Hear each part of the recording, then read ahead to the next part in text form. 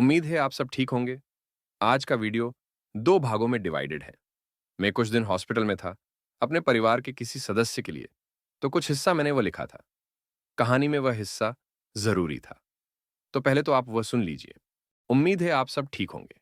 तो वीडियो 9 तारीख को रखना था, आप लोगों से डायरेक्ट बात करनी थी, पर कुछ व्यवधान आ गया। हम शायद सोमवार के बाद ही फ्री हो पाएंगे। चलिए इस समय का कुछ इस्तेमाल करते हैं। तो 2026 चल रहा है, पहला ही महीना लगा है और स्थिति गंभीर होती जा रही है। थर्ड वर्ल्ड वॉर अब आप लोगों को प्रत्यक्ष नजर आने लगा होगा। कभी भी हो सकता है।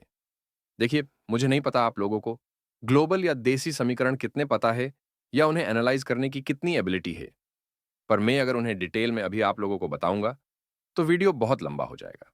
इसलिए मैं आपको संक्षिप्त में बता देता हूं। अब हालात ठीक नहीं है, ना देश के दुनिया के। मामला गंभीर होता जा रहा है। जितने भी लोग पुराने कनेक्ट हैं, हमने शायद 2-4 वीडियो बनाए थे, किस समय क्या होगा, कहां था उसमें। उसमें हमने कई बातें बताई थी। उसमें से एक थी कि समय के साथ केओस या हर तरफ अफरा तफरी, भ्रम, अराजकता इंक्रीज होती जाएगी। अब सिचुएशन लगभग वही चल रही है। अब यही वर्ष कल्कि के आने का भी है। अब आगे का वीडियो चलने से पहले जितने भी नए लोग इस वीडियो पर किसी भी तरह से आ गए हैं, कृपया अभी ना आए। यह वीडियो सीरीज केवल पुराने दर्शकों के लिए ही चल रही है। आप नए हैं तो आपको कई चीजें समझ में नहीं आएगी, और फिर बेमतलब के मतलब निकलते हैं और कई प्रश्न बेमतलब होते हैं। कल की कौन है हम नहीं जानते, ना ही जानना चाहते हैं। उन्हें केवल उनके कर्म और शक्तियों से पहचाना जा सकता है। विवेक अपना अपना लगाते रहिएगा। तो 2026 चल रहा है और यही वर्ष कई लोगों के हिसाब से कल्कि के प्रकटीकरण का भी है। अब एक महापुरुष हैं, मिश्रा। मैं नाम नहीं लूंगा उनका। ओरिसा के ज्यों ने अपने पुत्र को कल्कि बनाने की कोशिश की। फिर उनका आश्रम जो सरकारी जमीन पर कब्जा करके बना था, गिरा दिया गया। ऐसे कई केसेस हैं। उनके हिसाब से मोदी जी का शासन 2027 तक था और फिर वहां से कल्कि का शासन आ जाना था। अब मैं 2 दिन पहले यूट्यूब स्क्रॉल कर रहा था, तब मुझे उनका एक वीडियो दिखाई दिया। उसकी हेडिंग यह थी कि वो कह रहे थे कल्कि का प्रकटीकरण 2028 में होगा। मैंने वीडियो खोल करके नहीं देखा, वह जरूरी भी नहीं था। जो भी कारण रहा हो, सही कारण तो नहीं थे, पर उस आदमी ने कल्कि का प्रचार बहुत किया। और हां, सबसे पहले मैंने उसी पर्सन से सुना था कि कल्कि 2027 में भारत का शासन संभाल लेंगे। जब 2027 में संभालेंगे, जो अगला वर्ष है, तो यह सामान्य ज्ञान की बात है कि इस वर्ष उन्हें ओपन में आना चाहिए। तो अब इस पर्सन ने टाइमलाइन क्यों इंक्रीज कर दी? 11 महीने पहले जब हमने ये चैनल ओपन किया था, तभी हमने ये बात बोली थी। ज्यादातर जो लगे हुए हैं, कल की बस आ चुके हैं, आने वाले हैं इसी वर्ष। एक आध को लेफ्ट करके सब अपनी टाइमलाइन इंक्रीज कर देंगे। लगभग सभी एक दो को लेफ्ट करके सभी ने कर दी, और कुछ तो 5 वर्षीय और 10 वर्षीय योजना बनाकर बैठे हैं कि 5 या 10 साल अब और लगेंगे। दुनिया जिस स्थिति में अब पहुंच रही है, अब यह धरती कल्कि की आने में देरी झेल नहीं सकती। अच्छा, ये लोग ऐसा करते क्यों हैं कि टाइमलाइन इंक्रीज करते जाएंगे? बहुत से कारण होते हैं। ओवर कॉन्फिडेंस, प्लानिंग का फेल होना, कल्कि के बारे में कुछ भी पता ना होना, उनके नाम पर बस व्यूज वगैरह इंक्रीज करना, वगैरह वगैरह। तो हम इसी वर्ष पर रहते हैं। इस वर्ष क्या होगा?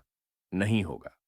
मैंने कुछ दिन पहले, यानी कि शायद 2 वीडियो पहले, कल्कि की जन्म कुंडली नाम से एक आर्टिकल शेयर किया था और उसकी कुछ डिकोडिंग भी की थी। मैंने यह भी कहा था कि इसमें इतनी गहराई है कि इस पर 50 वीडियोस बन सकते हैं, पर हमारे पास समय नहीं है। और यह भी कहा था, जैसे जैसे समय गुजरेगा, यह आर्टिकल कल्कि के बारे में सबसे ऑथेंटिक आर्टिकल बनकर रह जाएगा। तो मैं ये मानकर चल रहा हूं आप सब लोगों ने वो स्टडी किया ही होगा, वह वाला वीडियो भी देखा होगा। और अगर आप में से कुछ की इंग्लिश उतनी ठीक नहीं है, तो कोई समस्या की बात नहीं, जो बोल रहा हूं वह समझ में आ जाएगा। उसमें एक लाइन आती है कल्कि के प्रकटीकरण को लेकर। वह लाइन कुछ ऐसे है कि कुछ घटनाक्रम होंगे और उसके बाद वह कंपनी आ जाएगी और लोगों को ऐसा फील होना शुरू हो जाएगा कि कल्कि आ चुके हैं और उन्होंने कर्म भी शुरू कर दिए हैं। देखो, राइटर ने जो शब्द इस्तेमाल किए हैं, वह है लोगों को फील होना शुरू हो जाएगा कि पावर आ चुकी है और उसने कर्म शुरू कर दिए हैं। पावर से यहां मतलब कल्कि है। देखो, लाइन तो हल्की है और एक ही है, पर बहुत गहरी है। और कल्कि के प्रकटीकरण को समझने के लिए इस लाइन को समझना बहुत जरूरी है। दोबारा से मैं लाइन बोलता हूं, कुछ घटनाक्रम होंगे और उसके बाद वह कंपनी आ जाएगी और लोगों को फील होना शुरू हो जाएगा कि पावर आ चुकी है और कर्म शुरू हो चुके हैं। तो इसमें एक शब्द क्या जरूरी है। पहले कुछ घटनाक्रम होंगे। अब वह घटनाक्रम क्या होंगे, वह हम अभी डिस्कस नहीं कर रहे, उसमें शायद कुछ लिखा हुआ है, पर उन्हें अभी जाने दीजिए। क्योंकि कल्कि का प्रकटीकरण इसी वर्ष है, तो वह घटनाक्रम हो ही जी जाएंगे। अब इसी लाइन की दूसरी पंक्ति को समझिए। लोगों को फील होना शुरू हो जाएगा कि पावर आ चुकी है और कर्म शुरू कर दिए हैं। देखो, लाइन दिखने में जितनी सरल है, उतनी ही गहरी है। इस दुनिया में एक से एक महापुरुष आए। महात्मा गांधी, श्री राम आचार्य Sharma, Osho, Chaitanya ji, Alexander, Abraham Lincoln, अनगिनत नाम। आज तक आपने देखा है, किसी के कर्म करने पर लोगों को यह फील होना शुरू हो जाए कि ईश्वर के कर्म शुरू हो चुके हैं। देखो, महापुरुष आते हैं, अपना कर्म करते हैं। जो लोग उन्हें फॉलो करते हैं, वह उन्हें ईश्वर का रूप भी मान लेते हैं, पर यह सब एक समूह में होता है। ऐसे तो आचार्य शर्मा का समूह उन्हें ईश्वर का दिव्य स्वरूप समझता है और ब्रह्म कुमारी वाले अपने आप को दोनों ही उलझते रहते हैं। तो सामान्य ज्ञान की बात है। ऐसे क्या कर्म होंगे जो लोगों को देश दुनिया हर जगह यह फील होना शुरू हो जाएगा कि अब कहानी में ईश्वर की एंट्री हो चुकी है, जो अब तक नहीं हुआ। तो कुछ तो कर्म होंगे, कुछ तो ऐसी शक्तियां होंगी जो अभी तक नहीं देखी गई। अब इसी लाइन पर रहो, इसकी गहराई खत्म नहीं हुई। फील किसे होगा? लोगों को, मतलब आपको और हमारी जैसी सामान्य जनता को। तो यहां पर यह जरूरी नहीं है कि डिवाइन गेम्स के दुष्यंत या सत्यगाथा या उमेश या फिर कोई भी फ्रॉड उल्लू बनाने वाले क्या बोल रहे हैं। वह सब आप लोगों को स्वतः फील हो जाएगा जब वह कर्म होंगे। और हां, इन सब बातों पर ना जाइए कि यहां पर प्रवचन या ज्ञान देने लेने की बात हो रही है। शुद्ध कर्म ही जनता को बता देंगे कि उनके कर्म शुरू हो चुके हैं। तो मैं आप लोगों को हमेशा क्या कहता हूं, कल्कि को केवल उनके कर्म और शक्तियों से ही पहचाना जा सकता है और कोई तरीका नहीं है। अब इसी आर्टिकल में अब एक दूसरी बात पर आइए। कल्कि के आने के बाद एकदम से कुछ चेंजेस या बदलाव हम सबको फील होंगे।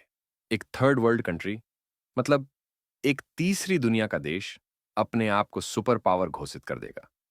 ये लाइन भी जितनी सरल लग रही है, उतनी है नहीं। चलो समझते हैं, लाइन कहां से शुरू हो रही है। कल्कि के पावर में आने के बाद। तो कल्कि पावर में कब आएंगे? जैसे ही कल्कि अपने कर्म शुरू करेंगे, वह पावर में आना शुरू हो जाएंगे और उनके पावर में आने के बाद एकदम से कुछ चीजें बदली दिखाई देंगी। जैसे कि एक थर्ड वर्ल्ड कंट्री अपने आप को सुपर पावर घोषित कर देगी। आपको पता है इस लाइन में बहुत गहरा रहस्य क्या है?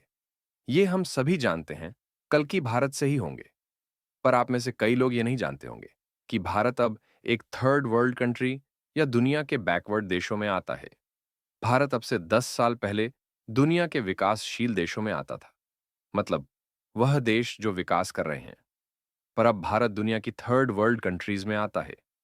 आप कोई भी इंडेक्स उठा लो, पर कैपिटा इनकम, भूखमरी, घोटाले, बेरोजगारी, प्रेस फ्रीडम, पासपोर्ट रैंकिंग, कोई भी भारत अब सब में बहुत पीछे है और होता जा रहा है।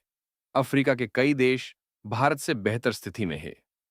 तो इस लाइन की डिकोडिंग क्या निकली?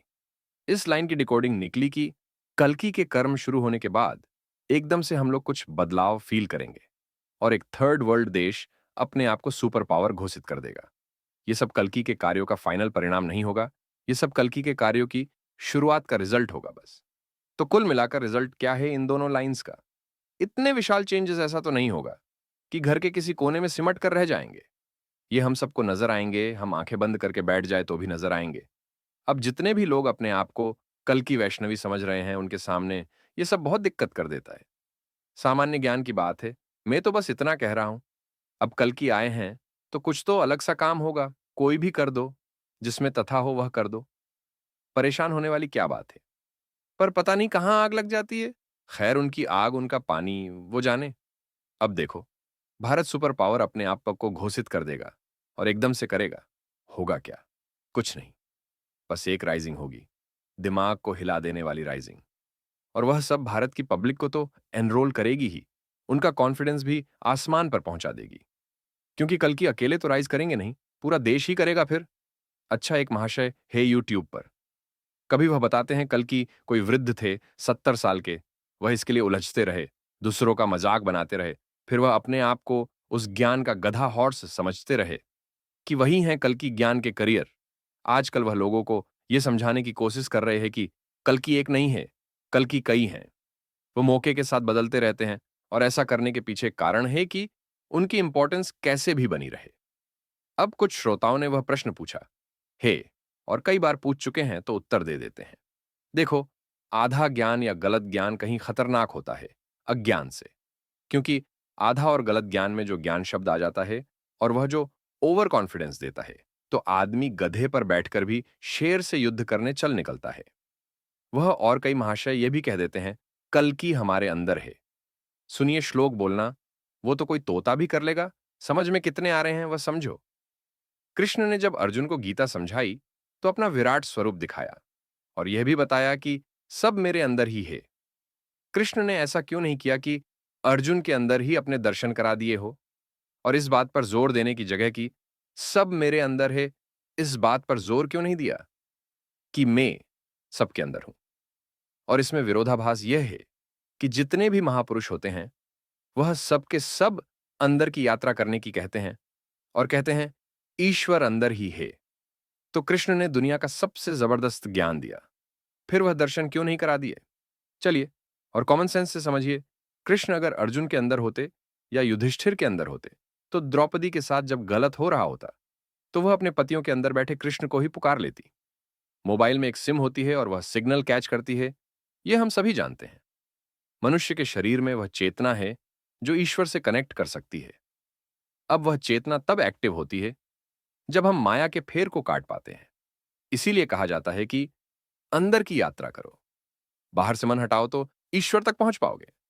ऐसे ही कल की किसी के अंदर नहीं है, पर हम कल की तक पहुंच सकते हैं, और अगर चेतना उस स्तर की है तो। पर अब उन सब चीजों की जरूरत नहीं है। कहानी के ओपन में आने का समय आ चुका है। मैं ज्यादा अभी उस पर्सन को टाइम देना चाह नहीं रहा। कुछ बातें वह ठीक भी कर लेता है। एक बात और जो आप लोगों को बताते हुए चलते हैं। एक श्रोता का कमेंट भी सुना। अब वह कितना सही कितना गलत मैंने तो देखा नहीं। तो मेरे पास जो 3 बातें आई और बस वही आई, मैं उनके बारे में बता देता हूं। इन्होंने कुछ ऐसा कहा कि दुष्यंत जी हर वीडियो में कहते हैं कि वह कल्कि को नहीं जानते, वह भी सनातन को फॉलो करते हैं, वगैरह वगैरह।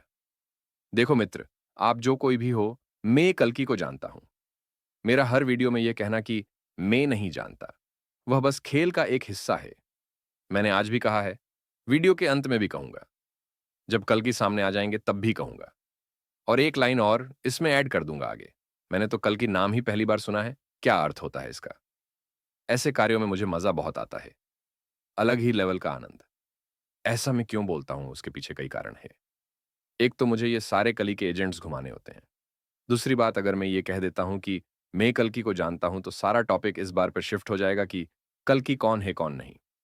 वहां टॉपिक ही शिफ्ट नहीं होने देना हमें। जो कोई भी कल्कि है, दुनिया पहचान ही जाएगी। मेरे या किसी के भी कहने से कुछ होना नहीं है। ठीक है। और हां, आनंद अलग आता है। दूसरी बात, देखो ज्ञान बहुत गंभीर है, गंभीरता से समझिएगा। पहले के युगों में और एवोल्यूशन के हिसाब से भी स्त्री घर संभालती थी और पुरुष बाहर के कार्य करता था, मतलब शिकार करना, भोजन का इंतजाम करना। तो क्या होता था, बाहर जो कुछ भी हुआ, पुरुष ने भोजन के इंतजाम के लिए किसे मारा, किसे धोखा दिया, क्या पाप किया, क्या पुण्य किया, यह पुरुष तक था।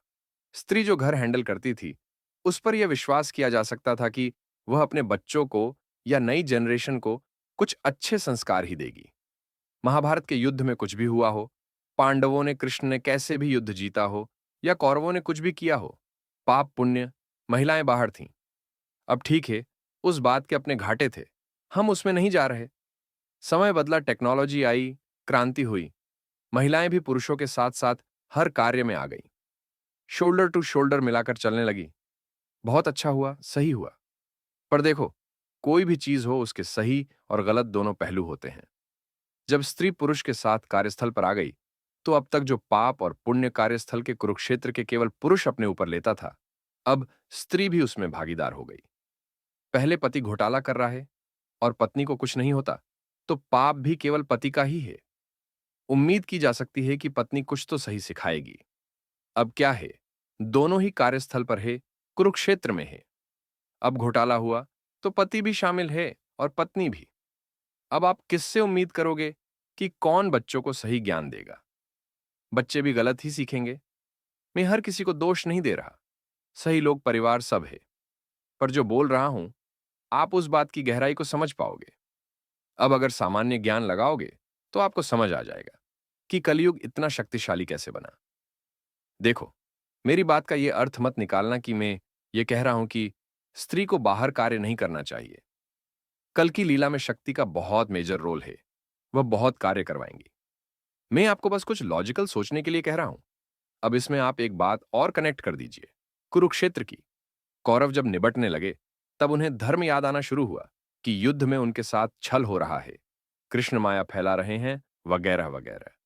उन्हें यह याद नहीं था कि उन्होंने पांडवों के साथ क्या और कितना गलत किया, पर अपनी बारी में उन्हें सारे धर्म ग्रंथ याद आ गए। कलयुग की एक बहुत विशाल शक्ति पता है क्या है?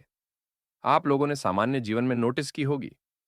इसमें आदमी कितना भी गलत कर दे, पर जब उसके ऊपर बात आती है तो उसे धर्म ग्रंथ शास्त्र सब याद आ जाते हैं। आप लोगों किस आधार पर किसी को महान समझते हैं मुझे नहीं पता। मेरे हिसाब किताब अलग है। मेरे घर का कोई सदस्य हॉस्पिटल में है, इसलिए मैं समय पर वीडियो नहीं रख पाया। हॉस्पिटल के रूम में यह स्क्रिप्ट ड्राफ्ट हो रही है। होटल की तरह से रूम है तो प्राइवेसी की समस्या नहीं है। मैं अगर यहां पर 4 बार आता हूं, तो 4 बार गेटकीपर सर झुकाता है। मेरी नजरों में वह भी महान है। वह बस अपनी नौकरी कर रहा है। पर फिर भी मेरे लिए महान क्यों है? वह शांति से अपना कर्म कर रहा है, अपना परिवार पाल रहा है। ऐसा कुछ नहीं कर रहा कि किसी और को परेशान कर रहा है। उस सीए से कहीं बेहतर है, जिसने कल्कि का रोल नंबर इधर का उधर किया था और करियर बर्बाद किया था, ताकि ऑनडेट उसके बच्चों के पास रहे। अब अगर उस चौकीदार की पत्नी पीछे कुछ अधर्म कर रही है, तो उसे भी गलत ही बोला जाएगा। कुल मिलाकर स्त्री हो या पुरुष, देव है या असुर, यह आपके कर्म तय करेंगे। और बेहतर यह है कि आप उसी तरह से लोगों को इज्जत देना शुरू करें। दूसरी बात, अगर आप दूसरों के साथ गलत करेंगे तो फिर आगे चलकर यह नहीं कह सकते कि मैं स्त्री हूं, स्त्रियों को ऐसा कहा। मैं ब्राह्मण हूं या मैं बनिया हूं या फलाना ढिकाना, कुछ नहीं कह सकते। चलिए अब शुरू करते हैं दूसरा पार्ट। अब मैं घर पर हूं। पहला पार्ट जरूरी था। यह वर्ष मानव इतिहास का बहुत ही अजीब वर्ष है। देखिए, एक तरफ तो पूरी दुनिया में परेशानियां इंक्रीज होंगी, प्राकृतिक आपदाएं, विश्व युद्ध के मामले, यह सब इंक्रीज ही होगा। मनुष्य की परेशानियां इंक्रीज ही होंगी। दूसरी तरफ हम सबके जीवन में पॉजिटिविटी की कहानी उतर आएगी। यह वर्ष पूरी तरह से कल्कि के ओपन में आने के नाम पर जाना है। अब देखो, यहां से दोनों कहानियां अलग अलग चलेंगी। अलग अलग कैसे? एक तो यह हो सकता था कि कल्कि की राइजिंग होती और वह लोगों के समस्या निबटाना शुरू कर देते, जिन भी परेशानियों से दुनिया गुजर रही है। पर ऐसा नहीं होगा। यह लीला कुछ ऐसे चलेगी कि एक तरफ तो कल्कि की राइजिंग होंगी, दूसरी तरफ दुनिया की हर समस्या भी इंक्रीज ही होगी। सुनने में कुछ अजीब तो है, पर सरल किए देते हैं। देखो, इस लीला में समय का विभाजन हो रखा है। कब तक गुप्त लीला चलेगी, कब तक प्रकट लीला चलेगी, कब दुनिया में कल की शासन आ जाएगा, कितना समय लेगा? 2025 से पहले का जो समय था, मतलब 2024 तक का, वह बस इस बात का था कि कल की आने वाले हैं। अब उसमें कितना सही कितना गलत ज्ञान दिया, उसमें हम नहीं जा रहे। जो पिछला साल गुजर गया, वह इस लीला का बुनियाद का समय था। वह बुनियाद जिस पर आगे की सारी कहानी लिखी जानी थी। अब वहां क्या किया हुआ मुझे नहीं पता, पर मुझे लगता है पिछला वर्ष पूरा उसमें चला गया। अब देखो इस वर्ष क्या होगा। एक तरफ तो कल्कि की राइजिंग होगी, हम लोगों को देश दुनिया सबको नजर आएगी। दूसरी तरफ दुनिया में समस्या और इंक्रीज होगी। तो देखिए, ये दोनों यात्राएं लोगों के सामने कुछ प्रश्न पैदा कर देंगी। अच्छा, जीवन में दुनिया में परेशानियां तो चल ही रही हैं। प्रश्न होंगे कल्कि की राइजिंग से पैदा। ये मनुष्य, इससे कनेक्ट लोग कैसे राइज कर रहे हैं? और वही सब सारी दुनिया को अपने उत्तरों के लिए टर्न कर देगा, कुछ उत्तरों के लिए। ये कहानी पहले से कैसे लिख दी गई थी? शांति, मुक्ति, कर्म, यह सब क्या है? इसके अलावा और भी कारण है। यह ना सामान्य ज्ञान की बात है। समस्या आधे रास्ते में ईश्वर सॉल्व करते नहीं है। वह ईश्वर का तरीका नहीं है। हिरण्यकश्यप प्रहलाद को मारना चाहता था। पिता ने पुत्र को बहुत समझाया कि तेरा ईश्वर में ही हूं, मैं ही तुझे सब कुछ देता हूं। पुत्र नहीं माना। पर अगर नारायण पहले इंटरफीयर करते और हिरण्याकश्यप को मार देते, तो प्रहलाद भी इस बात पर उत्तर आता। ईश्वर थे, तो इतनी सी बात पर मेरे पिता को क्यों मार दिया? जब हिरण्याकश्यप प्रहलाद को मारने उतर आया, तब जाकर नारायण आए। अगर ईश्वर किसी की भी परेशानी बीच में इंटरफियर कर दें, तो सत्य ही है कि मनुष्य ही ईश्वर को बताने उतर आएगा, आपने क्या सही किया, क्या गलत। इसलिए कल की शुरुआत में किसी भी चलती हुई कहानी में इंटरफियर करेंगे नहीं। वह मनुष्य को पूरा मौका देंगे कि वह अपना विवेक लगा पाए। क्या सही है, क्या गलत, क्या मनुष्यों के पास सत्य में कोई समाधान है। जब तक मनुष्य को लगता रहेगा कि उनके बस के समाधान है, वह बहुत इंटरफियर नहीं करेंगे। और जहां लगना बंद हो जाएगा कि उनके बस में है अब चीजें, वहां पर कल्कि का इंटरफियर शुरू होगा। अगला प्रश्न आपका हो सकता है, फिर ऐसा कब तक होगा? यह सब ना अब चल रहा है। दुनिया में अधिकतम लोगों को, मतलब आम जनता को, चाहे वह किसी भी देश, समुदाय, पंथ के हो, सबको लगने लगा है कि चीजें अब बस के बाहर जा रही है। और जो बचे हैं, वो उस जगह तक इस साल में पहुंच जाएंगे। अब फिर यहां पर एक प्रश्न बन सकता है, फिर कल्कि की राइजिंग से इस वर्ष कोई फायदा होगा आम जनता को, या फिर कोई शांति मिलेगी, वगैरह वगैरह। कल्कि एक आम मनुष्य के रूप में आए हैं। अब मान लीजिए हम सभी आम मनुष्यों का एक गांव है। अब हमारे गांव का एक आदमी विधायक बन जाता है। अच्छी बात है, खुशी की बात है। वह हमारे गांव से ही है, तो हमारे बात करने के तरीके में भी अंतर आएगा। लोग हमें अलग नजर से देखेंगे, प्रभाव वगैरह सब में अंतर आएगा। पर वह हमारे काम का तब ज्यादा होगा जब प्रधानमंत्री होगा, या तब जब विधायक होगा। तब सामान्य सी बात है, प्रधानमंत्री के गांव की बात तो अलग होगी। पर क्या यह विधायक से प्रधानमंत्री का सफर एक दिन में हो जाएगा? उत्तर है नहीं। कुछ तो समय लगेगा। ईश्वर खुद धरती पर उतर आए हैं, फिर भी समय लगेगा। देखो, उसका कारण ईश्वर की लिमिटेशंस नहीं है, उसका कारण है हम मनुष्यों की बुद्धि की लिमिटेशंस। देखो, जब भी हम मनुष्यों को कोई खबर मिलती है, तो हम उस पर कभी अंधा भरोसा तो नहीं करते। नमक कौन सा सही है, जूता कौन सा सही है, नेता कौन सा ठीक है, मेटल कौन सा ठीक है, किसी ने कुछ भी बताया, हम अपना विवेक तो लगाते ही हैं। अब कोई भी खबर हमारे पास आई, फिर हमने उसे परखा, समझा और किसी भी निष्कर्ष पर पहुंचने में अपना विवेक लगाया। इस समय को आप कह लो विजडम सेटलमेंट टाइम। अब ये सबका अलग अलग होता है, अलग अलग टॉपिक्स पर। कुछ लोग ये पलों में कर लेते हैं और कुछ लोग काफी समय लगा लेते हैं। तो कल्कि के जमीन से आसमान तक पहुंचने में समय नहीं लगेगा। उनके पास वह शक्तियां होंगी। समय मनुष्य लेंगे, चीजों से रिएक्ट करने में, उन्हें समझने में। और हां, ये सब क्योंकि परम शक्ति आई है, होगा बहुत जल्दी जल्दी। मतलब आप एक तरह से समझ लो, कल्कि की सीधी एंट्री ही टॉप लेवल पर होगी, बीच की सारी लेयर्स साफ। फिर इस बात से भी आएगा कि हम लोग कहानी में कहां हैं। अब कोई राम को ही गाली देने में ही लगा हुआ है, तो फिर उसका तो हिसाब किताब तभी होगा जब वह या उनके आदमी सत्ता में आ जाएंगे।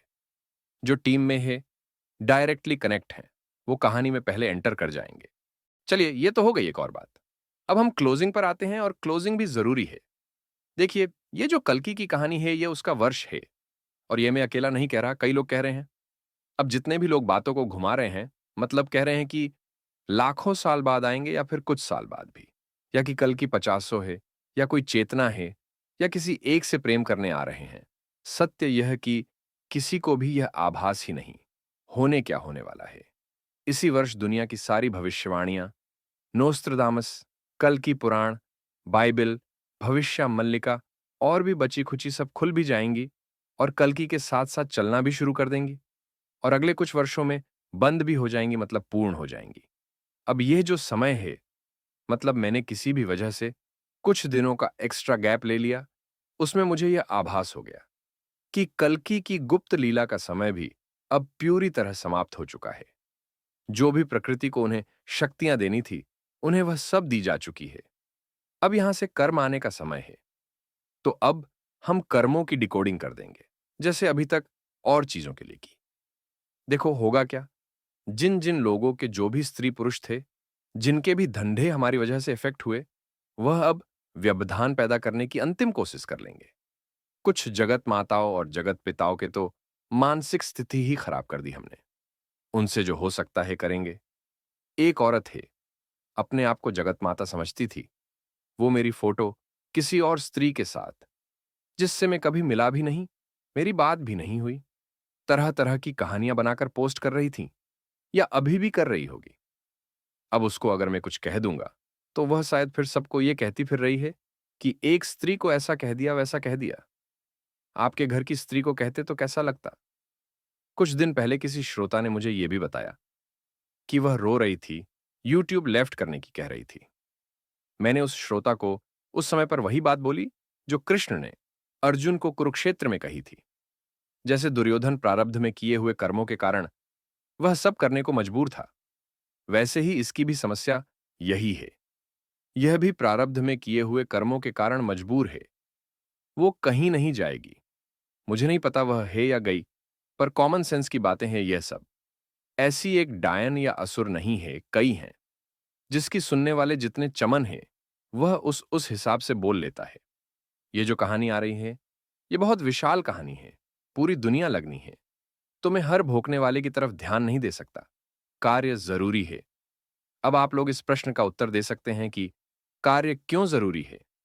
ठीक है, कर्म करोगे तभी कुछ होगा, वगैरह वगैरह, वह सब ज्ञान में नहीं दूंगा। आपको एक सामान्य ज्ञान की बात बता रहा हूं। कार्य इसलिए जरूरी है क्योंकि आपका दुश्मन यही चाहता है कि कैसे भी आप कार्य ना कर पाओ। तो वह जो चाह रहे हैं, आप उसका उल्टा करो, कार्य कर दो।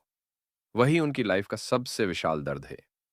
दूसरी बात देखो, जब मैं उत्तर देता हूं तो वह बहुत कठोर हो जाता है, संभलता नहीं है। हाँ, करता मैं सब कानूनी ही हूं।